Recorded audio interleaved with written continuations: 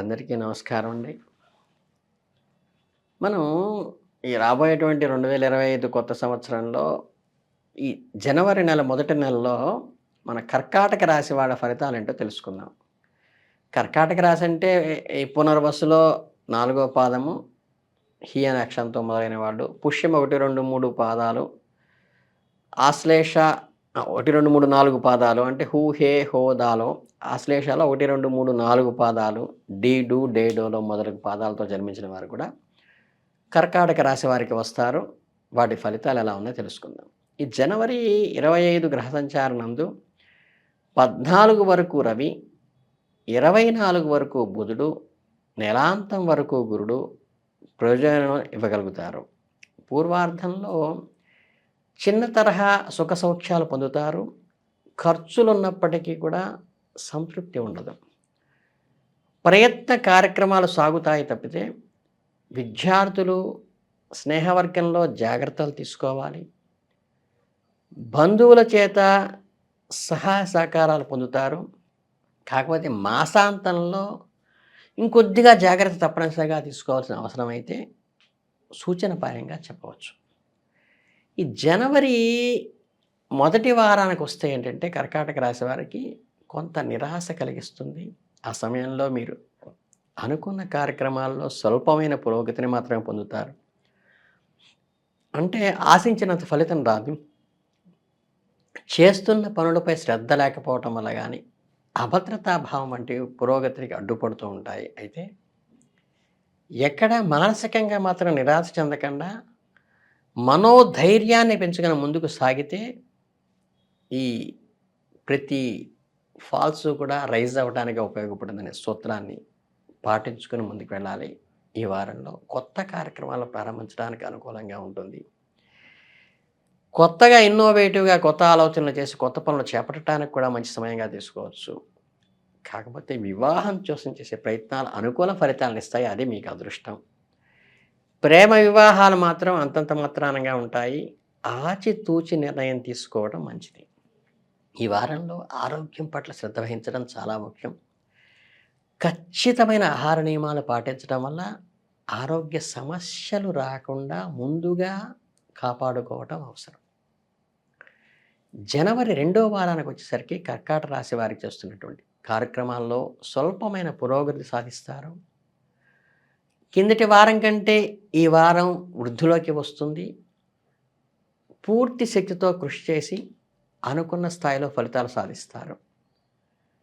ఎక్కడా నిరాశ చెందకుండా ఓర్పుతో ముందుకు సాగితేనే విజయం సాధిస్తారు. క్రీడారంగంలో ఉన్నవారికైతే వాళ్ళకి చక్కగా అనుకూలంగా ఉంటుంది. మీ ప్రతిభ పాటవాల్లో వెలుగులోకి వస్తాయి. పోటీలలో పాల్గొని విజయాలు సాధించేటువంటి అవకాశం కూడా ఈ 2వ వారం ఉంది. ఈ గృహ నిర్మాణ సంబంధమైన విషయాలకు వస్తే ఆలోచనలో స్వల్పమైన మార్పులు జరుగుతాయి. ఇంటి నిర్మాణము లేదా మరమ్మతులకు సంబంధించిన కొత్త ఆలోచనలు వస్తాయి.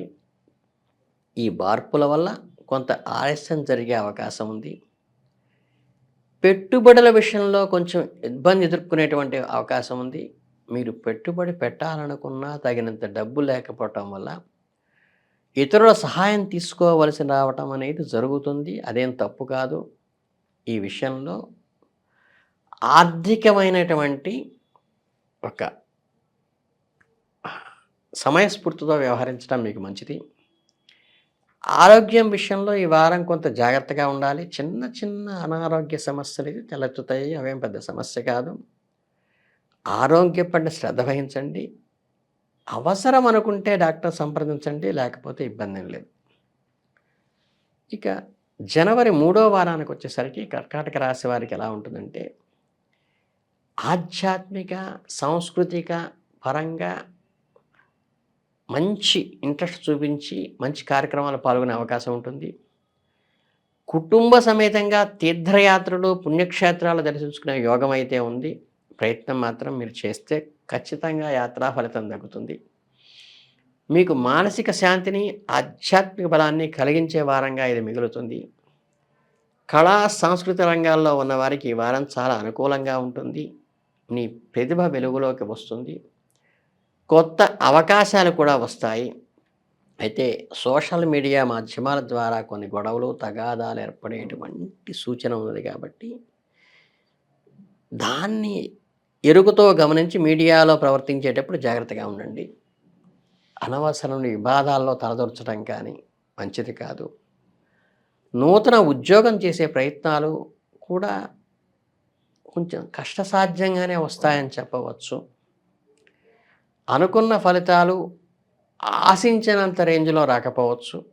నిరాశ చెందకుండా ప్రయత్నాలు కొనసాగించి విజయం సాధించండి. నూతన వ్యాపారం ప్రారంభించాలనే ఆలోచన కలుగుతుంది.